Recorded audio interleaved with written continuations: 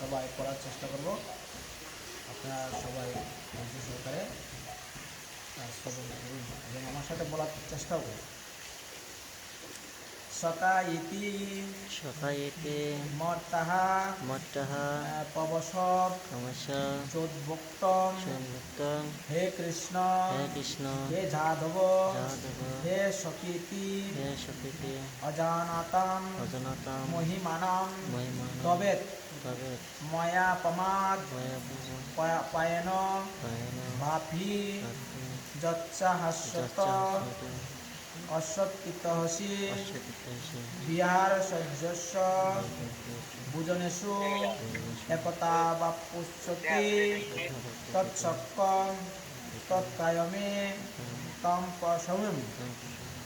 অনুবাদ এবং তাৎপর্য করেছেন। অনুবাদটা আমাদের সাথে সবাই বলার চেষ্টা করবেন।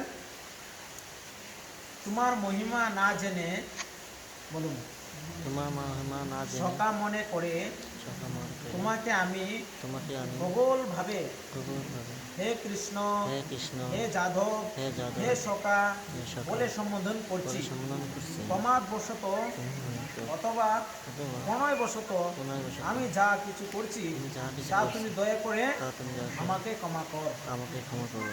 বিহার বিষয় শয়ন শয়ন উপবেশন উপবেশন ও ভোজনের সময় কখনো একাকী একাকী কখনো কখনো বন্ধুদের সম্মুখে বন্ধুদের সম্মুখে আমি তোমাকে আমি তোমাকে অসম্মান করেছি। অসম্মান করেছি। হে অচ্যুত হে অচ্যুত, আমার যে সমস্ত আমাদের সমস্ত অপরাধের জন্য তোমার কাছে তোমার কাছে ক্ষমা প্রার্থনা করছি। ক্ষমা প্রার্থনা করছি।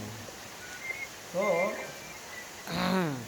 অনুবাদে লিখছেন আমাদের ইসকন প্রতিষ্ঠাতা আচার্য জগৎগুরু শিলপ্রপাদ কি জয়। শ্রীকৃষ্ণ যদিও অর্জুনের সামনে তার বিশ্বরূপ প্রকাশ করেছেন, তবু ভগবান শ্রীকৃষ্ণের সঙ্গে তার বন্ধুত্বের কথা অর্জুনের মনে পড়ে যায় এবং বন্ধুত্বের বশবর্তী হয়ে তিনি যে ভগবানকে রীতিবিরুদ্ধ অঙ্গভঙ্গি প্রকাশ করতে করে কত যে অসম্মান করছে, সেই জন্য তিনি তার কাছে ক্ষমা চাইলেন। তিনি স্বীকার করেছিলেন যে তিনি পূর্বে জানতেন না যে শ্রীকৃষ্ণ এই প্রকার বিশ্বরূপ ধারণ করতে সমর্থ।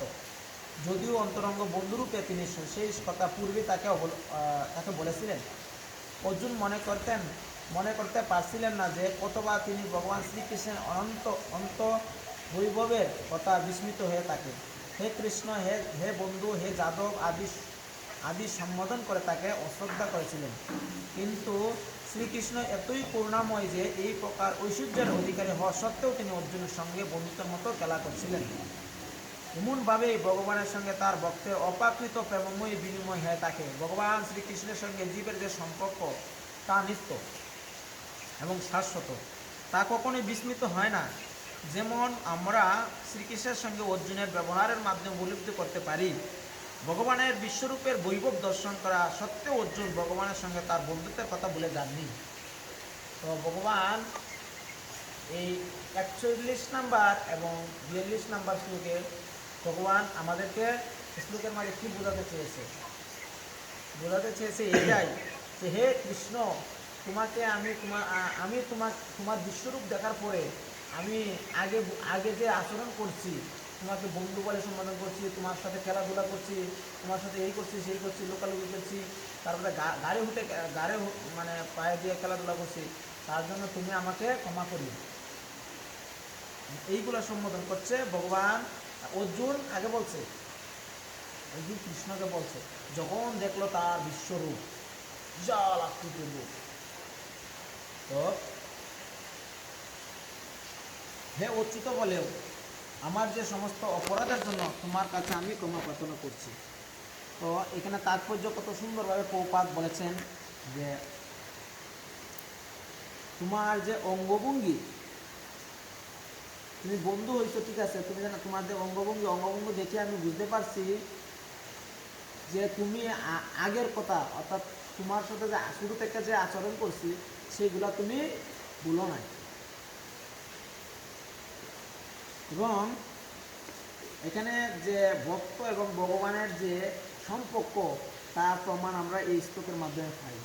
শ্রীমদ্ ভগবদ্ গীতার 11 অধ্যায় 42 নম্বর শ্লোকে আমরা পাই যে ভগবান আর ভগবান আর ভগবানের ভক্তের সাথে যে সম্পর্কটা, আজকে যদি ভগবান অন্যজনকে সেই ভগবদ্গীতার জ্ঞান দান করতেন, তাহলে কিন্তু অর্জুনের যে আকাঙ্ক্ষা, অর্জুনের যে এত শক্তিত্বশালী, সেটা কি দিত, সেটা কোনো কাজে লাগলো না। কিন্তু ভগবান শ্রীকৃষ্ণ ওনাকে দিয়েই এই বিশ্বযুদ্ধটা মানে এই যুদ্ধটা সমাপ্ত করবেন অর্জুনকে দিয়ে। আর অর্জুন যদি এই যুদ্ধ না করতে চাইতেন, তাহলে আমরা এই শ্রীমদ্ ভগবদ্গীতা পেতাম না। উনি কিন্তু পরাজিত হয়ে গেছিলেন, মানে প্রথম থেকে উনি বলে যাচ্ছে কৃষ্ণের কাছে বলে যাচ্ছে, এই করো, আমি এই করবো, সেই করব, আমি সন্ন্যাস নেবো গা, আমি এই করব, বাড়িতে থাকবো, এই করব। কিন্তু যখন ওনার কর্তব্য সম্বন্ধে ভগবান শ্রীকৃষ্ণ অর্জুনকে বোঝাচ্ছেন, তখন